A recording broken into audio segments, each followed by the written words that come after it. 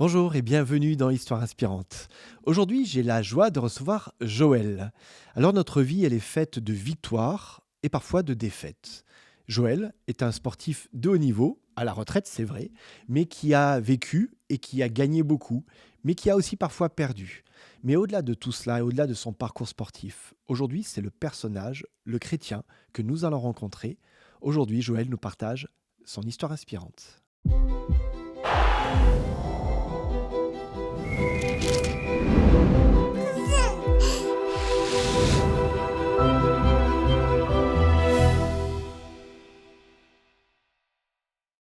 Bonjour Joël. Bonjour Philippe. Heureux de partager cette émission d'Histoire inspirante avec toi aujourd'hui, heureux de te recevoir. Alors, pour ceux qui ne te connaissent pas, on va faire une petite biographie dans quelques instants, mais tu as souhaité nous parler d'une chose, qui est le titre de cette émission, autour du courage aujourd'hui. Et je vais te laisser, une fois n'est pas coutume, commencer cette émission par un petit témoignage sur une histoire que tu as vécue il y a très peu de temps avec une jeune fille, c'est ça? Oui, tout à fait. C'est une histoire qui m'a un peu bousculé, mais inspiré en même temps, parce que je trouvais que c'est une belle action qui mérite d'être renouvelée. Alors, tu es dans une cérémonie de remise de diplôme d'un prix, hein, et il y a une jeune fille que tu ne connaissais pas encore qui va faire une déclaration qui, toi, va t'interpeller.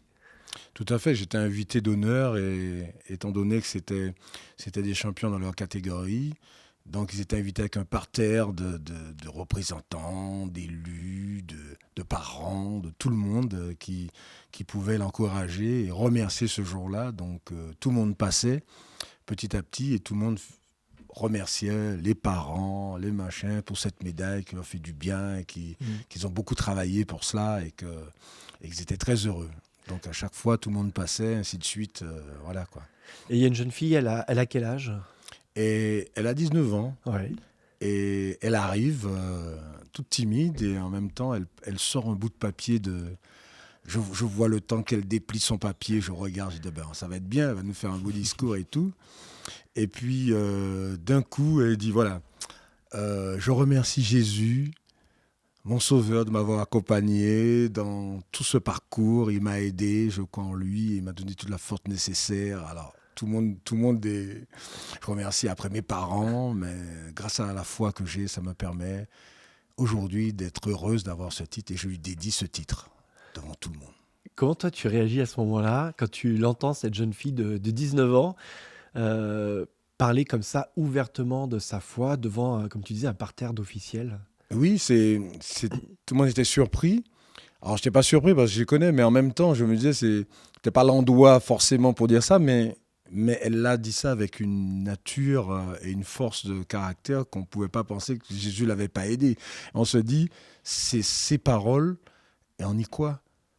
Et les gens n'étaient pas du tout croyants à côté. Et moi, je regarde, je dis, ben oui, j'ai fait l'action, tout le monde regarde, mais j'étais heureux en même temps. Je me dis, ça sort de l'ordinaire et qu'on va voir ce que ça va donner. Une action courageuse.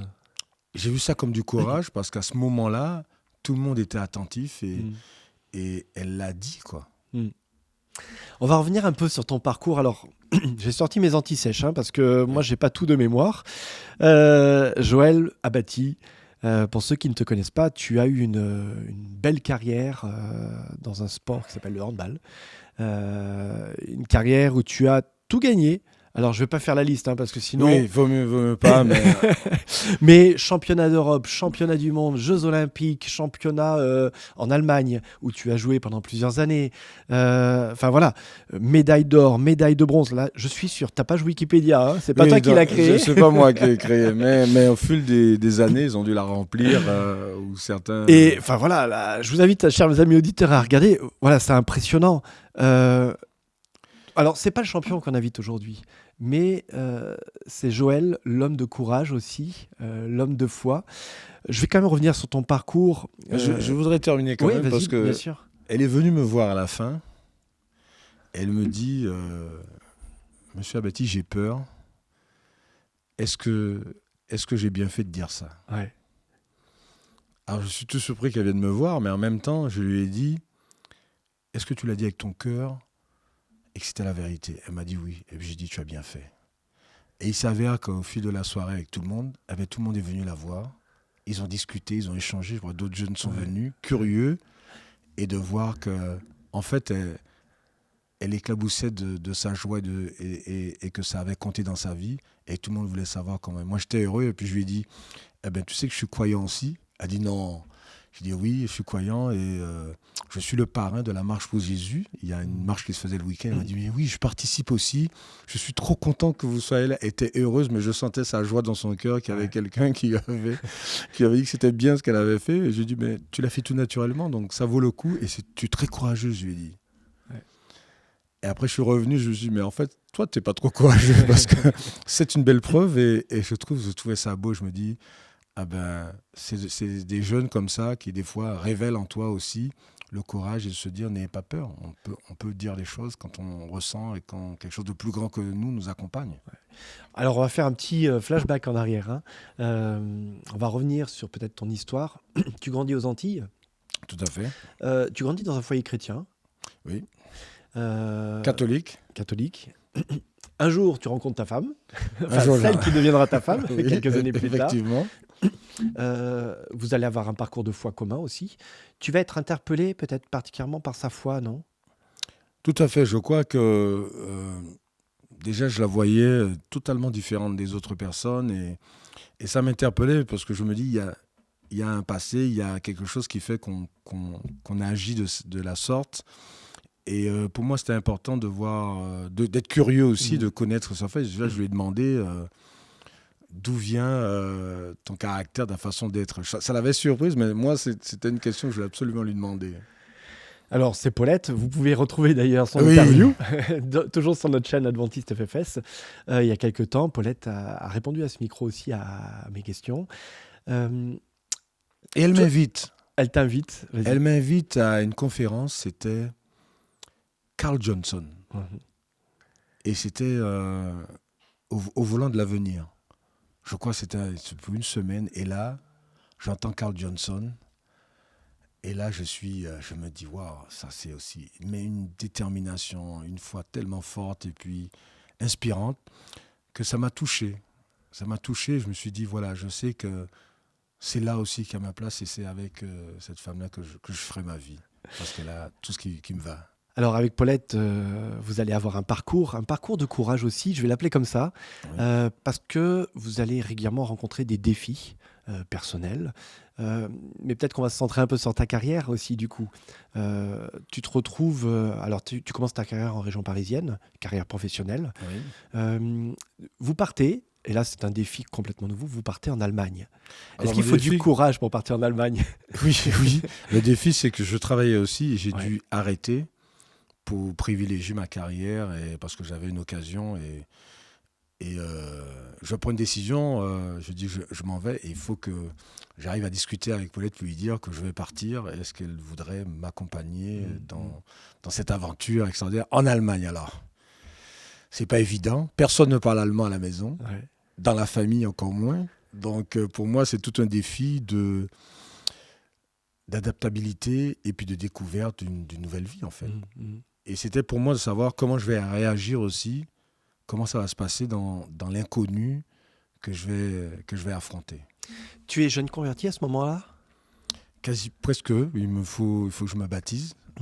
Et j'avais demandé cela à Drancy, parce que c'est à Drancy que j'avais demandé, mais avec le temps, ils n'ont pas pu. Et c'est en Allemagne, le pasteur allemand qui dit « Moi, je veux bien te baptiser à Magdebourg ». Magdebourg, c'est le lieu où tu vas faire une grande partie de ta carrière professionnelle dans un club. Avec ce club, tu gagneras d'ailleurs plusieurs trophées. Le jeune croyant que tu es, comment il concilie ce sport de haut niveau, pour ne pas dire de très haut niveau, hein, puisque là, tu intègres aussi l'équipe de France à ce moment-là. Comment tu concilies justement ta foi, les défis que ça représente de cette intensité de sport aussi ? Il y a tout qui vous arrive. Hein. En fait, il y a votre foi parce qu'elle est présente et que avec mes coéquipiers aussi, on en parle. Mais je ne fais pas de prosélytisme. J'échange avec eux tout naturellement, sans vouloir les changer, mais de dire que c'est aussi ça ma vie et que je voudrais partager aussi ces belles choses-là avec vous. Je crois que c'est important qu'on se dise aussi les choses entre coéquipiers et de voir que les personnes, quand on a envie de découvrir l'autre, c'est de découvrir son parcours, sa vie et le connaître, c'est mieux jouer après sur le terrain. Est-ce que tu pourrais dire que tu étais quand même plutôt discret, du coup, dans ta foi, dans ta manière de partager? Ou au contraire, tu étais un peu comme cette jeune fille que tu citais au début de cette émission, euh, sans aucune peur d'affirmer les choses publiquement? Alors peut-être une peur, mais du courage et la confiance, de me Mhm. dire qu'il y a quelque chose de plus grand derrière cela et que le Seigneur nous fortifie aussi dans nos défis. Alors souvent, on a cette petite voix parce qu'elle veut me dire, j'ai peur, est-ce que j'ai bien fait de dire ça? Parce qu'elle avait peut-être, elle se s'est dit, une petite voix qui dit, attention, tu as bousculé les gens et peut-être Mhm. que ça va pas et tout, mais elle l'a dit quand même. Et je Mhm. trouve qu'un peu comme moi, je dis, ah ben oui, je me suis revu à travers son courage, Mhm. timide, mais sa foi était au-delà de la timidité. Et c'est pas l'absence de peur, en fait, je Mhm. dis, mais c'est la confiance qu'elle avait dans son Dieu et de lui dire et de l'honorer pour lui dire que c'est grâce à toi que j'ai réussi à gagner. Alors encore aujourd'hui, je te trouve assez pudique quand on parle de la foi. Alors tu es très engagé dans l'Église, tu es ancien dans ta communauté aussi, hein, particulièrement auprès des jeunes. Je crois que tu as quand même à cœur les jeunes depuis de nombreuses années, Oui, de j'aime les bien. accompagner. Ils ont de l'audace et ils me bousculent un peu. Et j'apprends beaucoup avec eux aussi par moments. Donc, je trouve ça un peu intéressant pour moi de les découvrir. Puis ça me rajeunit encore à leur côté. Mais je crois que cette pudeur que tu témoignes sur la foi, euh, j'ai l'impression, parce qu'on se connaît un tout petit peu, que quelque part les contextes ou les rencontres t'ont obligé à sortir de cette pudeur de la foi. Tu avais un surnom, c'était en équipe de France, Ah oui, qui c'est était... le révérend. Mais Alors, je crois que, en fait, j'ai jamais forcé les choses, ouais. mais c'est aussi pour inciter la curiosité aux autres et de se dire comment il est, comment il fait. Et puis quand vous êtes avec les autres tout naturellement et que vous parlez de ce que vous vivez, ah ben, ça incite à la découverte. Et puis après, on n'a pas peur aussi de se découvrir aussi, sachant que c'est pas, il n'y a pas de contrainte à échanger, de parler ça. Enfin, mais je suis discret de par moment parce que Mm. je ne veux pas non plus changer les pensées des gens, ni les bousculer, mais les rendre un peu plus curieux et d'être à la découverte de l'autre aussi. Est-ce que tu dirais qu'il faut du courage pour vivre sa foi en toute authenticité, en toute simplicité? Je dirais pas de courage, mais de confiance. Mhm. Et comme j'ai dit tout à l'heure, c'est la confiance aussi, c'est de savoir que c'est pas l'absence de peur, c'est de savoir qu'il y a plus grand que nous et que le Seigneur nous donne des outils aussi pour aborder, pour affronter aussi nos peurs et de se dire que je suis à côté de toi. Bon, tu nous as pas dit pourquoi le révérend? Pourquoi ils t'ont surnommé le révérend en équipe de France? Alors, les vérivants, parce que j'avais ma Bible aussi. Alors, un joueur qui vient avec sa Bible, c'est pas commun. Il est amené à jouer plutôt avec un ballon qu'une Bible. Mais je dis, c'est pas incompatible. Ça aide aussi. Et je me souviens, à chaque fois, je disais que je répétais mon psaume 23. Alors, je sais pas s'il y en a certains qui ont appris le psaume 23 à force, le Seigneur est mon berger, et de se dire, voilà, c'est une fortification et qu'on peut être amené avec ces rituels-là d'avoir un psaume et de se dire ce psaume-là c'est le mien parce qu'il m'a accompagné et qui m'a aidé à me fortifier dans les difficultés parce que le sport de haut niveau est très difficile. Il y a des hauts mais il y a des bas aussi, il y a des pertes de confiance aussi quand on n'a Mhm. pas les résultats escomptés et puis il faut quand même revenir à la confiance, il faut savoir que se remettre en question et ne pas savoir que c'est linéaire. Donc c'est des moments forts en émotion mais c'est des moments aussi de doute aussi. Comme dans la foi, c'est le même parcours qu'on peut avoir comme tout à chacun. Est-ce que tu as été raillé, moqué pour cette foi? Des collègues peut-être qui t'ont dit, bon, allez, Joël, grandis un peu.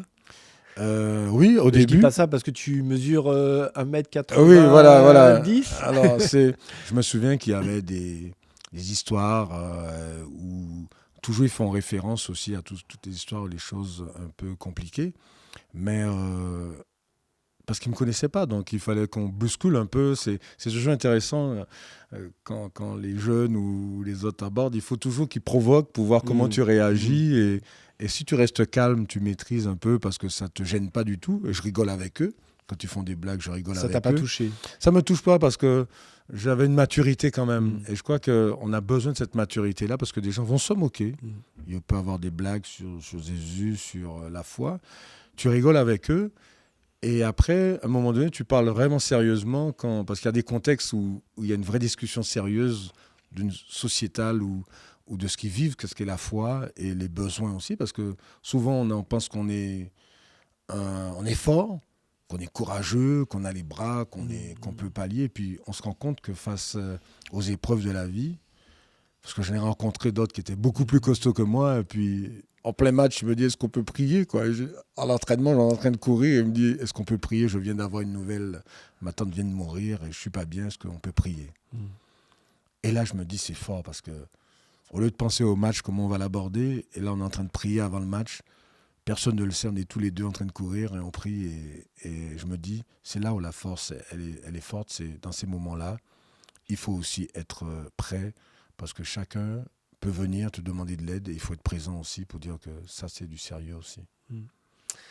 Je te posais la question si on se moque de toi parce que je sais qu'il y a une anecdote où on s'est moqué de toi et en même temps, à un moment donné, face à la difficulté, on se dit, bon, finalement, Joël, ton Dieu, ça peut nous aider quand même. Alors oui, c'est anecdotique, mais c'est assez surprenant parce qu'on parle de Dieu, et là, c'était la mise à l'épreuve parce qu'on était vraiment en difficulté. Et mon entraîneur me dit, mais c'est maintenant qu'on a besoin de lui là. Il faut que tu lui envoies un message qu'il nous envoie de l'aide tout de suite.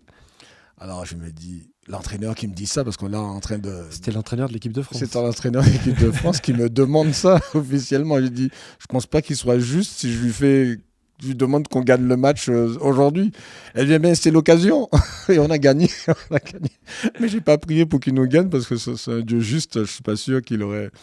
Mais des fois, on peut demander des choses et ça s'est réalisé. Et puis en fait, compte, par la suite, on a toujours parlé de Dieu. Il y avait cette histoire encore, on devait prendre un hélicoptère. Je crois que c'était à La Réunion. On prend un hélicoptère et il y a plusieurs hélicoptères. Et il dit, je me mette avec Joël et Paulette parce que je suis sûr qu'on sera bien accompagnés. En plaisantant, tout le monde rigole de ça, mais en fait, il y avait une vérité... quand même dedans parce qu'il s'est dit si je suis avec eux je suis plus proche de la protection et j'aurai la protection divine. Donc c'était beau quand même, un beau message à travers sa blague. Finalement ce sobriquet de révérend, finalement il se transforme aussi en peut-être l'évocation de quelque chose de positif. Tu rassures. Alors, c'est sûr que tu étais défenseur. Hein. Oui, donc, je rassure mon gardien. Voilà. Peut-être pas la défense adverse, mais la défense, bon, le t'es gardien. Un pilier, t'es bien installé sur tes jambes, mais au-delà du gabarit, finalement, tu deviens un peu un personnage. Je lisais deux, trois petites choses qui ont été écrites sur toi. T'es devenu un peu un pilier de l'équipe au sens personnage... voilà, qui rassure, qui encourage, comme tu le citais, vers qui on a envie de se tourner et qui défend et qui défend et qui s'il y a besoin, peut-être il peut prier. En tout cas, il est ce personnage qui est au-delà de juste un coéquipier. Une sécurité. Alors même mes collègues, je dis, quand ils sont en difficulté, je dis, t'inquiète pas, je vais m'en occuper. Rassurer, je défends, je dis, voilà, on est ensemble. J'ai toujours joué collectif. Et je crois qu'ils ont repéré qu'avec un joueur qui s'ouvre à l'autre et qui s'ouvre totalement, parce que je pouvais aussi parler aussi de ce que je vivais, cette confiance, elle est restée. Elle est restée et je crois que quand on intègre un pilier comme ça, c'est parce que derrière, il a été présent chaque fois qu'on en a besoin de lui. Et ça, c'est ce qui reste de l'histoire, de notre histoire, avec tous les titres qu'on a pu gagner. Mais il y a les hommes, et les hommes racontent des histoires qu'ils ont vécues au-delà de la compétition et du sport.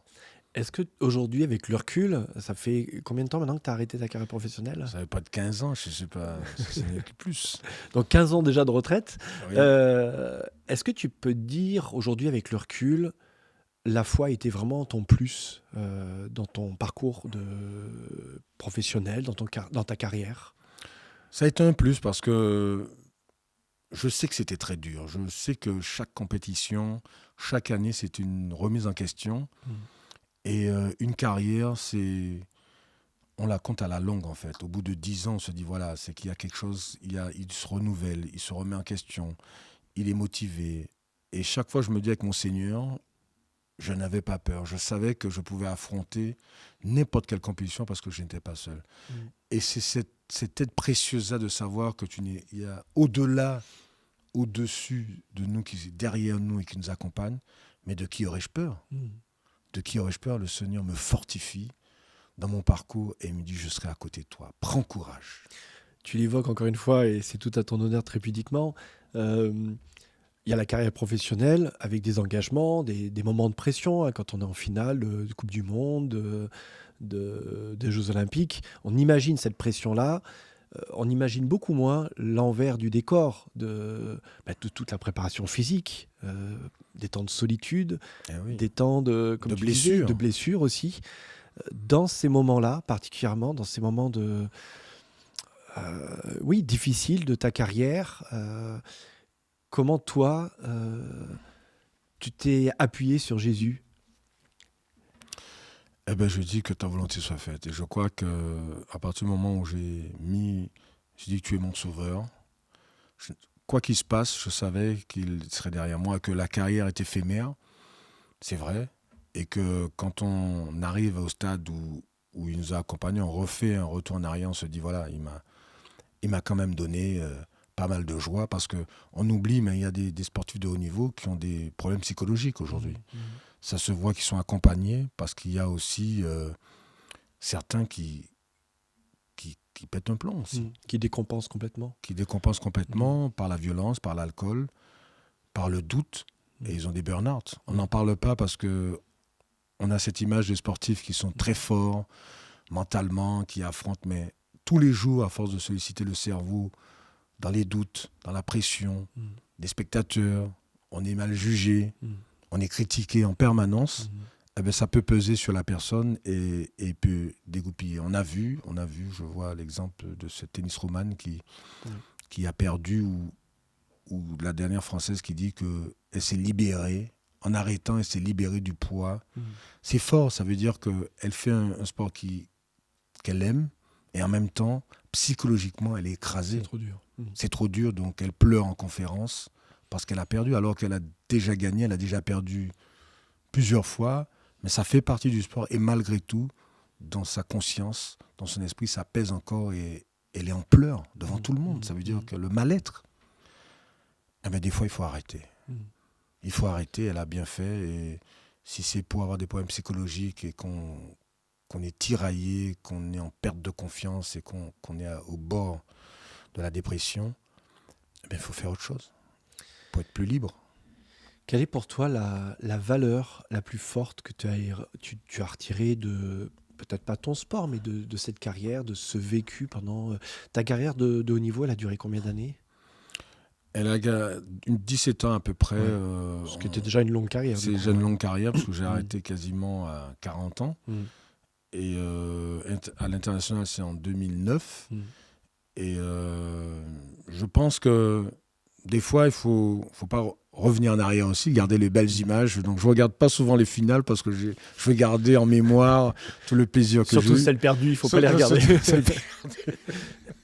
On a quand même une critique de voir qu'on n'était pas si bon aussi. Peut-être des fois, on se croit fort. Qu'est-ce que toi, tu gardes comme valeur de tout ça? Ce que je garde, c'est que j'ai visité plus de 40 pays quand même. Quand je regarde un peu partout, rencontrer des gens extraordinaires. Et jusqu'à maintenant, je reçois des fois des courriers de fans qui me disent « Est-ce que tu peux envoyer une photo ou bien des expériences vécues avec eux ?» À ce moment-là, et des jeunes qui étaient tout jeunes. Dernièrement, je crois que dans le train, j'étais gamin quand un monsieur qui vient me dire « Ah, vous m'avez fait vivre des émotions extraordinaires. » J'étais tout jeune. Il me dit qu'il était à la finale de 2001. Il était venu avec des copains à lui. Je ne sais plus quel âge qu'il a. Maintenant, il m'a dit « Ça reste un moment inoubliable. » Eh bien, juste à ce moment-là, je me dis on a fait vivre quand même des gens, des moments extraordinaires. Ils ont gardé ça en mémoire. C'est une mémoire collective. Eh bien, on a partagé, puis ça nous permet aussi, intrinsèquement, on a échangé, on a collaboré, on a joué pour gagner un titre, mais d'autres ont vécu d'autres émotions et ont pris courage aussi. Parce que des fois, quand une nation gagne, eh bien, ça encourage les autres à à s'engager, ça encourage d'autres à prendre des risques, ça encourage d'autres à être plus confiants dans son travail, à dire regarde comment il a fait, il est là, il est heureux, il se bat tous les jours, mais je vais faire pareil. On est des leaders inspirants et on sait on a servi la cause nationale, on a servi des gens indirectement et on est heureux parce que j'ai servi quand même, j'ai pu servir à travers mon sport, à inspirer, à aider les autres, à se dire que je serai le Joël Abati de demain, ou des jeunes de se dire je vais faire comme lui. Et aujourd'hui, tu continues, je disais, à inspirer de ton parcours spirituel aussi, de valeurs que tu veux porter. Je sais qu'on en parlait hors antenne. Tu portes un regard sur notre société aujourd'hui, alors je ne vais pas dire critique, mais qui questionne par rapport à tout ce qu'on entend dans les médias, la violence, la guerre. Euh, Toi, ça te questionne beaucoup. Je sais que, comme on le disait, tu as à cœur aussi les jeunes. Et je sais que tu auras envie aussi de leur laisser quelque chose, leur transmettre, tout comme toi, tu as reçu et tu as transmis et que tu as toujours eu à cœur de transmettre quelque chose. Là, aujourd'hui, toi, tu as envie de transmettre quelque chose à ces jeunes. Oui, parce que je pense qu'ils sont beaucoup plus attaqués que nous. Mhm. On avait une structure familiale, tout était en paix, on avait une démocratie, et on voit que la démocratie est bousculée. Mhm. Aujourd'hui, des gens, on pourrait dire des lanceurs d'alerte qui donnent quelque chose, ils sont attaqués, ils sont convoqués au commissariat parce qu'ils ont dit une parole, non pas blessante, mais une vérité des fois. Mhm. Donc la vérité aujourd'hui, elle est attaquée. Et je me dis que nos jeunes aient de l'audace. Mhm. Alors je ne pas dire qu'il faut être des révolutionnaires de tout casser, pas du tout, mais quand on a des choses à dire, on le dit. Et on le dit fort parce que l'avenir, c'est eux. Et je leur dis toujours, ayez de l'audace. Est-ce que marcher dans la rue, comme il y a eu il y a quelques semaines, marcher dans la rue, la marche pour Jésus, dont tu as été le parrain, est-ce qu'il faut de l'audace, du courage pour marcher dans la rue et dire j'aime Jésus? Ah oui, je trouve que 30 000 personnes un peu partout en France, des jeunes et de toute génération, qui ont marché pour montrer leur appartenance et l'amour qu'ils ont pour leur sauveur. Je trouve que c'est une belle preuve de courage et que pacifique en plus. Mhm. Donc on marche et puis d'autres peuvent venir aussi marcher, discuter, échanger, de dire comment tu vis les choses, comment tu la vois, la société, sur quoi tu t'appuies et avec quel outil tu l'utilises dans ta vie de tous les jours. De nos vies, eh ben, on peut se dire que notre Seigneur, il est aussi notre docteur, notre coach sportif et mental, et appuyons-nous sur lui. On a les clés dans la Bible, on a beaucoup de versets, on a des psaumes qui nous encouragent, des psaumes comme le psaume 23, mais il y en a du 44, il y a du 122. Et ça s'adapte à tout le monde, en fait. Je me suis rendu compte que tous les psaumes, et c'est nos messages à Jésus, on peut communiquer avec Dieu à ce moment-là. C'est ça aussi les psaumes, écrire nos poésies, écrire aussi nos émotions au Seigneur et de lui dire, et on peut écrire nos psaumes. J'aurais dit, écrivez des psaumes. Faites votre psaume et dites au Seigneur ce que vous avez, ce que vous vivez, ce qu'il a fait pour vous, et aussi ce que vous retenez dans vos vies. Tu as parlé de marcher, marcher pour Jésus. Il y a un autre personnage qui n'a pas marché pour Jésus, mais qui a marché pour Dieu. C'est ce texte biblique que tu voulais nous partager. Un texte qu'on retrouve dans le livre de Josué. Josué 1, verset 9. Et ce message, c'est un message pour tous ceux qui sont dans le doute et des fois qui ont envie de dire des choses et qui se sentent envahis, et de dire que le Seigneur nous donne des outils et nous dit « Fortifiez-vous, je suis avec vous, ayez du courage ». Et je crois que quand on a ça, on peut partir, l'esprit tranquille, se dire voilà, comme la jeune fille, elle peut prendre son petit bout de papier, le déplier, de dire devant l'assemblée « Jésus mon sauveur m'a aidé à gagner ». Merci Joël, merci d'être venu partager cette expérience de cette jeune fille, mais ton expérience aussi. Un dernier mot que tu as pour nous? Cette victoire, elle n'est pas éphémère, elle est éternelle. Et c'est pour ça que ça vaut le coup de se battre pour l'avoir et réussir tous ensemble. Merci, et puis je te propose qu'on aille écrire sur notre mur des témoignages maintenant ce verset. Merci à toi.